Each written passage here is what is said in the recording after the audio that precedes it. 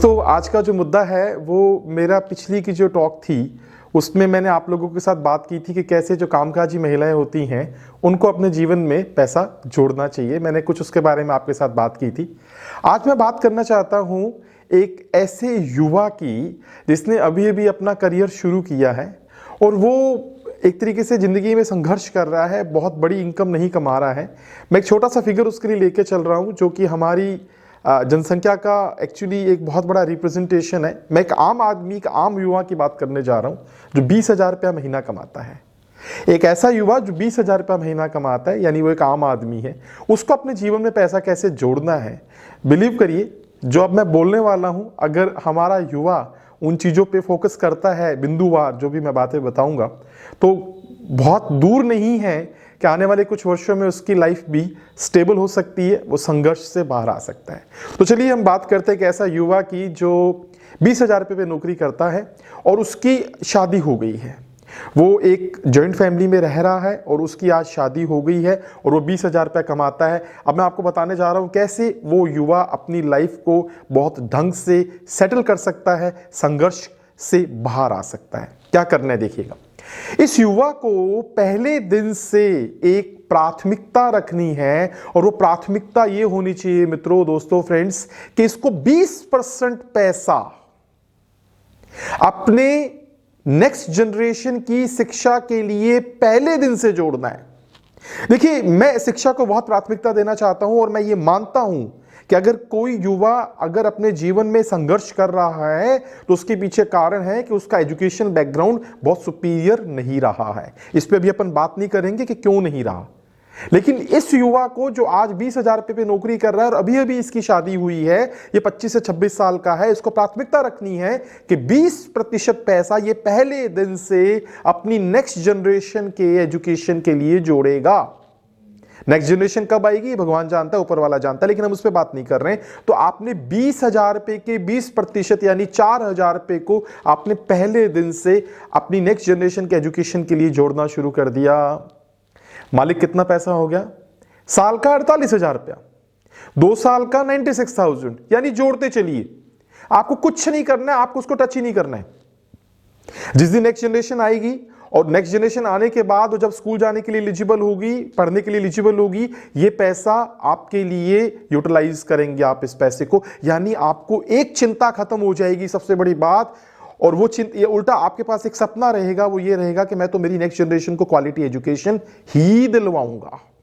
वो सक्षम है, वो पॉसिबल हो जाएगा। अब अगला काम क्या करना है? आपको 50% अपने मासिक डेली आपका जो खर्चा होता है, घर का कंजम्पशन होता है, जिसमें आप अपने फूड प्रोडक्ट्स हो गए, ग्रोसरीज हो गए, आप लाइट बिजली पानी हो गया, पेट्रोल हो गया, मोबाइल का बिल हो गया, टीवी का बिल हो गया, इन चीज़ों पे आप खर्च करिए। इजीली आप 10,000 रुपया उस पर खर्च कर सकते हैं। आप उसको अपने घर पे पूरा लिख लीजिएगा, दूध से लेकर, खाद्य पदार्थों से लेकर, सब्जी से लेकर, लाइट बिजली पानी से लेकर, मोबाइल के बिल से लेकर 10,000 रुपया सफिशिएंट है। आपको 10,000 से ऊपर नहीं जाना है, किसी तरीके से भी नहीं जाना, चाहे सादगी का जीवन आपको जीना पड़े। तो 10,000 रुपया आपने जोड़ लिया, 20% पहले जोड़ा और 50% अब जोड़ा, यानी 70% आपने जोड़ लिया। 70% हो गया 14,000 रुपया, 20,000 रुपया आप कमा रहे हैं। अब मित्रों बचा 30%, 6,000 रुपया। जो मैं कहना चाहता हूं, बिंदुवार फोकस करिएगा।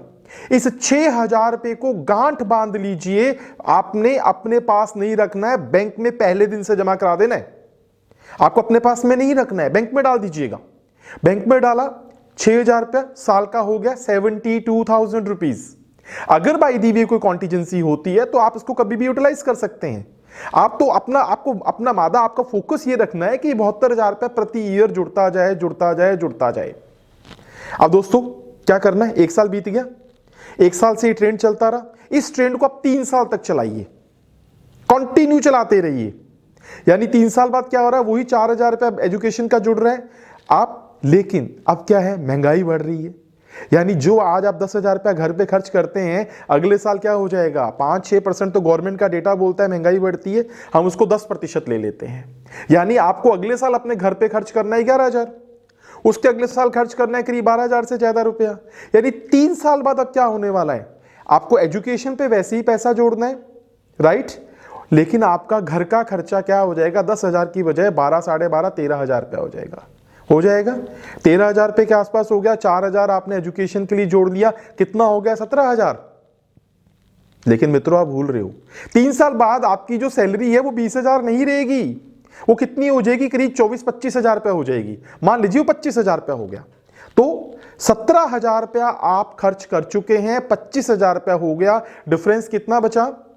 मैं डिफरेंस काउंट नहीं करने को बोल रहा, मैं अब आपके लिए एक नई चीज लेके आया हूं, और वो नई चीज क्या है, वो नई चीज ये है कि 6,000 रुपया महीने से आपने हर साल 48,000 जोड़ा था, जो करीब 3 लाख रुपया हो गया।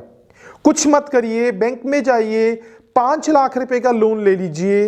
3 लाख रुपए में जो आपके पास ऑलरेडी पड़ा है उसमें 5 लाख रुपया डाल के एक जमीन का टुकड़ा ले लीजिए, चाहे किसी भी मतलब दूर की लोकेशन पे हो, आपको किसी पॉश एरिया पे लेने की जरूरत नहीं है, आपको अपना फ्यूचर देखना है। एक जमीन का टुकड़ा खरीद लीजिए, 8 लाख रुपए से 10 लाख रुपए का इजीली मिल जाएगा। आप 5 से 6, 6.5 लाख रुपया लोन लेंगे तो उसकी किस्त कितनी बनेगी, करीब 5,000 रुपया मंथली बैंक लेगा, और 5,000 रुपया तो आपकी सैलरी बढ़ चुकी है दोस्तों। तो जितनी सैलरी बढ़ी वो चुपचाप होकर आप बैंक के लोन के ब्याज, बैंक के लोन की किस्त उतार दीजिए। तो 3 साल बाद क्या हो गया, आपके पास एजुकेशन का पैसा कंटिन्यू जुड़ता जा रहा है, घर के खर्चों में महंगाई को इंक्लूड करते हुए आप अपने मासिक खर्च कर रहे हैं, और जो आप शुरू से पैसा जोड़ रहे थे उसको जोड़ते जोड़ते आपने 3 लाख रुपया बनाया, और 5 लाख रुपया बैंक से लेके एक जमीन का टुकड़ा ले लिया, जमीन का टुकड़ा ले लिया। लेकिन अब आपकी सेविंग कितनी रही, अब आपको बैंक में कितना डालना है, यानी आपकी सैलरी 25,000 हो गई थी, 4,000 रुपया आप एजुकेशन के लिए जोड़ रहे थे, 13,000 रुपया आपका मंथली खर्चा हो गया था, 13 और 4 17,000 रुपया हो गया। 5,000 रुपया आपने बैंक को एक ईएमआई देना शुरू कर दिया, 22,000। अब आप 3,000 रुपया मंथली जोड़िए, वो बैंक में डालना है आपको। ये 3,000 को कब तक जोड़ना है, जब तक कि ये 2 लाख रुपया ना बन जाए, यानी आगामी 3-4 साल। इन 3-4 सालों में ये 3,000 रुपया मंथली जोड़ते जोड़ते जैसे 2 लाख रुपया बने। मेरे इस स्टॉक का सबसे बढ़िया पॉइंट आ गया है, इस 2 लाख रुपए को बैंक से निकालिए, 2 टुकड़े करिए। 1 लाख रुपए का घर पे आप एक व्हीकल खरीदिए, 2 व्हीलर खरीदिए अपनी वाइफ के लिए, और आप शादी के 6-7वें साल में पहुंच चुके हैं। 1 लाख रुपए का आप एक 2 व्हीलर लेके आ जाइए, और रिमेनिंग 1 लाख रुपए को क्या करना है दोस्तों मित्रों, आप भारतीय स्टॉक मार्केट की लॉन्ग टर्म इक्विटी में डाल दीजिए, किसी ब्लू चिप कंपनी में या किसी ऐसी कंपनी में एनालिसिस करके, स्टॉक मार्केट में अच्छी वाली बात करके, ब्रोकर से बात करके लॉन्ग टर्म डाल दीजिए कि मुझे तो शॉर्ट टर्म बेनिफिट नहीं चाहिए, डाल के भूल जाइए। अब आप मुझसे पूछिए 2 व्हीलर क्यों खरीदा। अब वो टाइम आ गया है जब आपको अपने जीवन साथी को रोजगार में संलग्न करना है, या तो वो कहीं पे जाके नौकरी करें कि जो भी उनके पास स्किल्स हैं, या वो अपने घर पे कुछ इस तरीके का प्रोफेशन करें कि आप double income of source develop करना बहुत जरूरी हो गया दोस्तों। और अब आपकी तनख्वाह कितनी होगी, आपकी सैलरी हो चुकी है 30,000 रुपया मंथली, और आपके जीवन साथी को मैं एक्सपेक्ट करके चलता हूं कि 1/3 सैलरी पे आपको इंगेज करना है। कौन सा साल चल रहा है शादी का, करीब 7वां साल चल रहा है। आप 1/3 सैलरी पे उन्हें लेके आए, और आपकी सैलरी होगी 30,000। आप अब तक क्या कर चुके हैं, एजुकेशन के लिए कॉन्स्टेंटली पैसा जुड़ रहा है और यूज हो रहा है।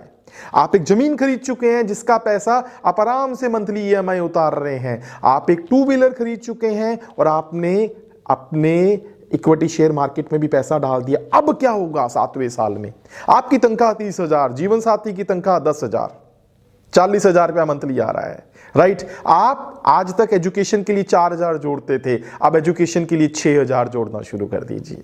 एजुकेशन पे पैसा बढ़ाना है, क्योंकि आगे आगे एजुकेशन महंगी होती चली जाएगी। 6,000 रुपया जोड़ा आपने, अब आप आज तक करीब करीब इन्फ्लेशन को कंसीडर करते हुए 15-16,000 रुपया आप मंथली खर्च कर रहे थे। मैं सजेस्ट करता हूं अब आप अपना स्टैंडर्ड बढ़ाइए। स्टैंडर्ड बढ़ाना है 7वें साल से आपको। अब आप 15,000 की बजाय 20-21,000 रुपया खर्च करिए मंथली, राइट, क्योंकि आपके नंबर ऑफ एम्प्लॉइज, आपके नंबर ऑफ फैमिली मेंबर्स भी बढ़ चुके होंगे। तो आप अपना खर्चा क्या करिए, 20-21,000 रुपए के आसपास करिए। 20-21,000 खर्चा हो गया, 21,000 खर्चा आपने 6,000 आपने एजुकेशन पे डाल दिया, 21 और 6 27 हो गया। 5,000 रुपए की आप बैंक को एक ईएमआई उतार रहे हैं, 27 और 5 32 हो गया। दोस्तों मित्रों 8,000 रुपए आपके पास अभी भी जुड़ रहा है ना, 8,000 रुपया। अब पता क्या करना है इस 8,000 रुपए का, क्योंकि 30,000 आपकी सैलरी है और 10,000 किसकी सैलरी है, आपके स्पाउस की सैलरी है। अब 8,000 रुपए को क्या करोगे, सुनिएगा, 8,000 रुपए का एक टुकड़ा आपने करना है, करीब 2 से 3,000 रुपए का मंथली, जिसको आपने इंश्योरेंस में डाल देना है। और बाकी जो 5,000 रुपए है उसको बैंक में डाल दीजिए और इसको करीब बनाइए 5,000 रुपए से 60,000 रुपया, इसको करीब 3 लाख रुपए के आसपास बनाइए, जो अगले 3-4 सालों में हो जाएगा और आप शादी के 10वें साल में आ जाएंगे। 3 लाख रुपए आपका बैंक में हो गया। इंश्योरेंस का आप 3,000 रुपया मंथली जोड़ रहे हैं, जो साल का 36,000 रुपया हो जाएगा। जैसे ही बैंक में 3-3.5 लाख रुपए हुए ना, चुपचाप होके 3-3.5 लाख और बैंक से लोन लेके कार खरीद लीजिएगा। शादी के 10वें साल में इस युवा के पास जो आज 20,000 रुपया महीना कमाता है, अगर वो मेरे प्रोसेस के अकॉर्डिंग चलता है तो उसके पास उसकी जमीन होगी, उसके पास इक्विटी शेयर कैपिटल में इन्वेस्टमेंट होगा, उसके पास अपने बच्चे के एजुकेशन के लिए अच्छा खासा पैसा होगा, वो कहीं कॉम्प्रोमाइज नहीं करेगा, अपने बच्चे को क्वालिटी एजुकेशन दिलवाएगा, महंगी से महंगी एजुकेशन को अफोर्ड करने में सक्षम हो पाएगा। उसके पास एक दूसरा 2 व्हीलर होगा और 10वें साल में वो अपनी फैमिली के लिए एक 4 व्हीलर को मेंटेन कर सकता है, खरीद सकता है और अपने खर्चों को वो रेगुलरली बढ़ती महंगाई के साथ समायोजित करते हुए चल रहा है, अपना पेट नहीं काट रहा है वो। अगर आप इस तरीके से अपनी जिंदगी को चलाने की कोशिश करते हैं दोस्तों, मेरा चैलेंज है, मैंने बकायदा इस मॉडल को कैलकुलेट कर रखा है इस मेरे वीडियो में। ये जो इतने परसेंटेज फिगर्स मैंने बोले हैं, ये साथ साथ में डिस्प्ले भी हो रहे हैं, आप उसको भी देख सकते हैं। और ये बकायदा मैंने इसकी कैलकुलेशंस कर रखी हैं और ये मुझे हमेशा फेवरेबल रिजल्ट देता रहा है। मैंने कई लोगों पे इसको अप्लाई करके देखा है। मेरा सजेशन है, जो भी इस वीडियो को सुने प्लीज़ वो इस पे अप्लाई करे, उसका जीवन समृद्ध होता चला जाएगा, वो संघर्ष से बाहर आ जाएगा। Thank you very much.